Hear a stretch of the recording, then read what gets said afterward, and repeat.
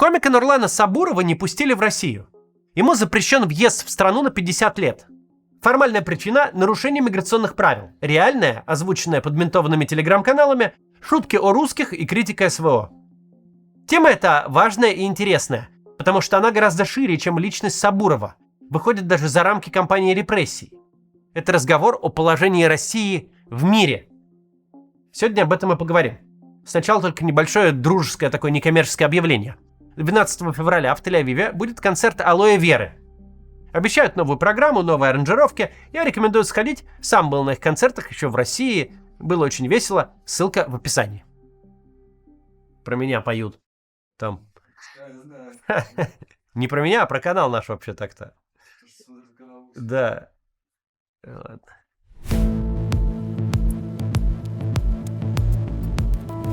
Ситуация с Нурланом Сабуровым отличается от прочих историй с репрессиями против комиков одним важным обстоятельством. Сабуров – иностранец.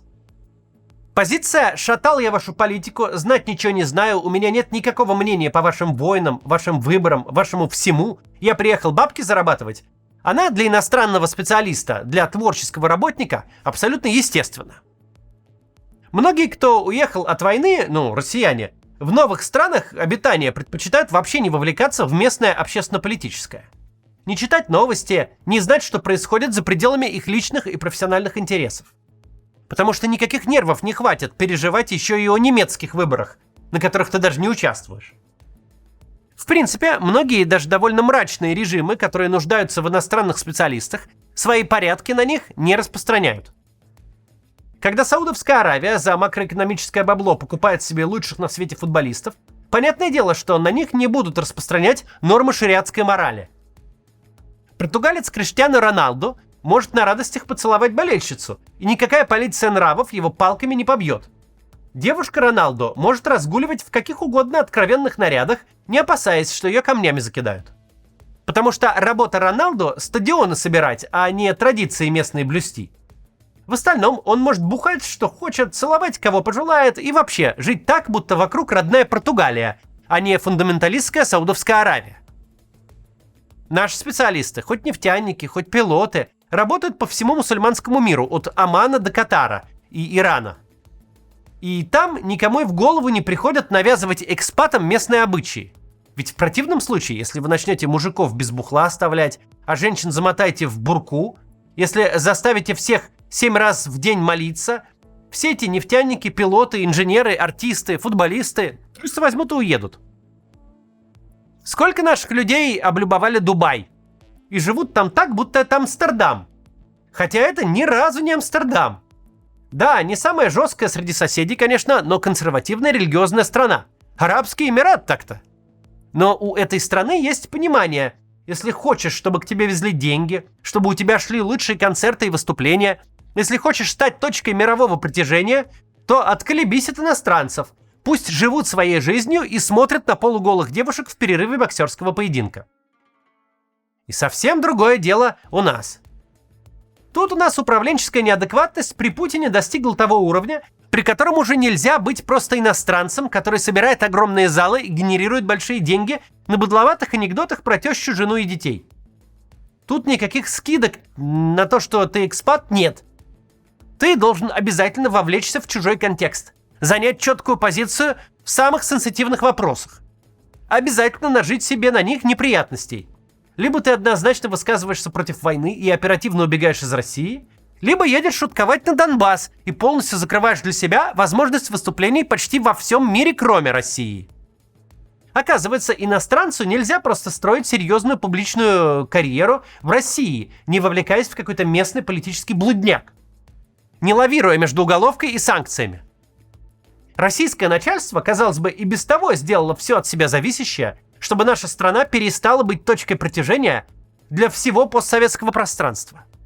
И без того условно-голубой огонек 2013-го с Владимиром Зеленским и Веркой Сердючкой сегодня смотрится как сон при температуре в 39 или 41. Мы уже забыли те счастливые времена, когда действительно любой украинский, белорусский, казахстанский, армянский артист едва только переставал находиться на уровне выступлений в ресторанах, тут же отправлялся делать карьеру в Москву. И без того в России карьера, особенно публичная, не сулит таких безумных денег, как в былые времена.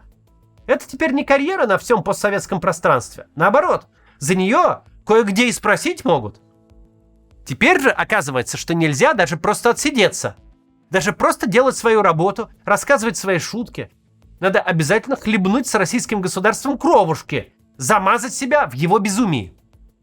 А иначе с тобой расправятся самым унизительным образом. Максимально публично, активно сливая фото и видео телеграм-помойкам, вышлют тебя из страны. Оставят без имущества, без карьеры, которую ты построил, безо всей твоей привычной жизни. Дальше вернемся к кейсу Сабурова. Сначала небольшая реклама. Посмотрите, пожалуйста. ЦБ обсуждает с банками отключение в России Visa и MasterCard. Раньше их карты продлевали, а теперь срок действия собираются ограничить и останется разве что перейти на МИР. Впрочем, российские Visa и MasterCard вне России уже давно не работают. Карты, которые за рубежом выполняют свою функцию, сейчас получить не так сложно. Процесс их оформления налажен, и вы можете оформить себе такую карту в пару кликов и тратить деньги за границей, как раньше. ВНЖ другой страны для этого получать не надо. Просто можно обратиться в SkyZet. Их специалисты постоянно анализируют рынок и ищут выгодные предложения. Сейчас, например, снова можно получить карты проверенных банков Казахстана с приложением и поддержкой на русском языке. Еще можно в Грузии и других ближних странах. Причем совершенно легально и с доставкой пластиковой карты до вашей двери в срок от 1 дня. Вы такую карту запросто подключите к Google или Apple Pay и сможете платить телефоном, как прежде. А пополнять можно прямо с российских банков. Курс валют будет близок к курсу ЦБ и никаких лишних конвертаций. Команда SkyZet оформила карты больше, чем 15 тысячам клиентов, в том числе и членам нашей команды. Специалисты SkyZet могут вас проконсультировать насчет разных карт, их стоимости и возможностей. Сможете снова совершать оплату иностранных онлайн-сервисов, арендовать автомобили, бронировать отели. Еще вы получите премиальное обслуживание, ускоренные проходы в аэропорту и доступ в бизнес-залы, а также страховку путешественника. Больше не придется заморачиваться с ней отдельно. А в некоторых банках и вовсе бесплатное обслуживание, поэтому можно оформить карту просто на всякий случай. Переходите по ссылке в описании и оформляйте карту через Telegram-бот или с помощью менеджера. Понадобится только загранпаспорт любой страны или внутренний российский. Цены лояльные, есть рассрочка, а по промокоду КАЦ еще и скидка будет от 5 до 15 тысяч рублей. Спасибо, что смотрите рекламу. Она позволяет нашему каналу оставаться независимым, делать, что мы хотим и как хотим, говорить, что нам нравится. Так вот, продолжаем. В случае с Сабуровым ситуация, скорее всего, такова, что он лично разозлил кого-то высокопоставленного из наших пенсионеров. Условного Бастрыкина. Хватает у нас граждан пенсионного возраста при больших должностях, которые считают смыслом своей жизни сторожить нравственность, в том смысле, в котором ее понимают. Скорее всего, речь тут идет о персональном самодурстве. Но это ничего не меняет. Каждая такая история делает нашу страну все более провинциальной. Такой, куда не поедешь делать карьеру, с которой не будешь связывать планы по профессиональной самореализации. Потому что, оказывается, неважно, насколько ты преуспел, насколько нужен для местной культуры. Неважно, какого размера мешок с наличностью в тебя бросает ВК, лишь бы ты повыступал у них на площадке. Ведь у тебя все равно можно все забрать одним днем и максимально унизить по пути. Ведь государство, которое и к своим-то гражданам относится как к мусору, обладатели чужих паспортов вообще за людей не держат. Как можно строить карьеру, обзаводиться семьей и имуществом в стране, которая в любой момент может поставить тебя перед невозможным политическим выбором? Выбором, от которого не получится уклониться. Не получится просто сказать: «Я иностранец, который рассказывает шутки. Отстаньте!» Ведь эти слова не помешают с тобой расправиться.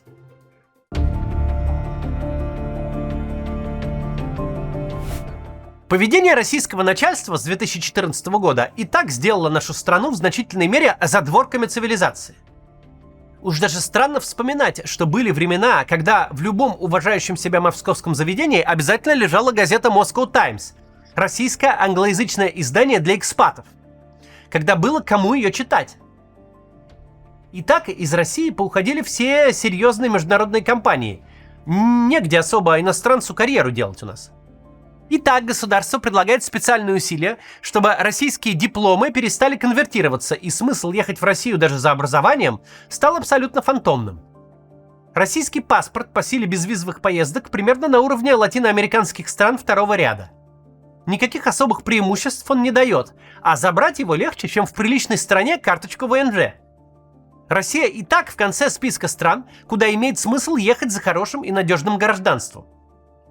Но теперь оказывается, что даже если ты приехал, преуспел, стал звездой, то никаких прав у тебя все равно не возникает. Не существует в таких обстоятельствах ответа на вопрос: а зачем вообще иностранцу, будь он хоть с постсоветского пространства, хоть откуда-то еще, связываться с Россией? Выглядит как способ заработать себе гарантированных проблем, а не денег или каких-то бенефитов. И вот это одно из последствий, которые останутся с нами после войны и после Путина. Очень сложно стать страной, куда все хотят ехать за карьерой, стать центром притяжения. Чтобы в такой роли продать себя всему миру или отдельному региону, страны предлагают огромные усилия. Тратят большие деньги на продвижение себя, вводят масштабные и дорогостоящие программы интеграции. Потому что нет ничего ценнее, чем талантливые люди, которые хотят у тебя жить. Нефть, газ, территория, любые природные ресурсы – это все полная ерунда без людей, способных изобретать, создавать бизнесы, собирать полные залы зрителей. Ничего не имеет смысла без людей, способных создавать добровольную стоимость посредством своего мозга. Зато потерять привлекательность для иностранцев, перестать быть центром притяжения, распугать всех самых одаренных и способных людей чрезвычайно легко. Чрезвычайно легко сделать так, чтобы для соседей Москва перестала быть центром обитаемой вселенной, местом, где делают настоящую карьеру. Путину статус центра мира достался бесплатно. Это просто советское наследие, которое самозабвенно и безвозвратно профукивается во имя ничего. Безвозвратно не в том смысле, что мы никогда не сможем изобрести новую причину, почему к нам должны ездить. Что мы никогда не будем снова притягивать людей со всего постсоветского пространства. Нет, безвозвратно в том смысле, что это больше не будет автоматически. Нам надо будет заново придумывать, почему мы интересны миру. Никто не поедет к нам просто потому, что мы когда-то были центром Советского Союза. С самим Нурланом Сабуровым, который из России, слава богу, благополучно улетел без уголовного дела или задержания, все будет не так уж плохо. Артисты даже несколькими уровнями ниже прекрасно чувствуют себя за границей. Будет вести YouTube-канал, катать европейские туры. Переживать тут нужно за нашу страну, у которой было огромное базовое преимущество – способность за бесплатно пылесосить ценных людей со всего постсоветского пространства. Просто потому, что ехать за карьерой в Москву было совершенно естественным треком, прошедшим через поколения. Сейчас путинское государство делает все от себя зависящее, чтобы каждому, кто в него все-таки добровольно едет, как можно сильнее наплевать в душу, чтобы отвадить от себя всех, даже самых устойчивых. Вся эта война, весь поздний Путин – это история о том, как прицельно уничтожается огромный потенциал России. И то, что чудила эти легко и за несколько лет уничтожают, нам придется восстанавливать десятилетиями и без каких-либо гарантий на успех. Репутацию страны, ее человеческий потенциал, ее рынки и связи с соседями. Абсолютно все, что всегда было и что инвестировали в пыль, без какой-либо реальной причины, во имя ничего. До завтра.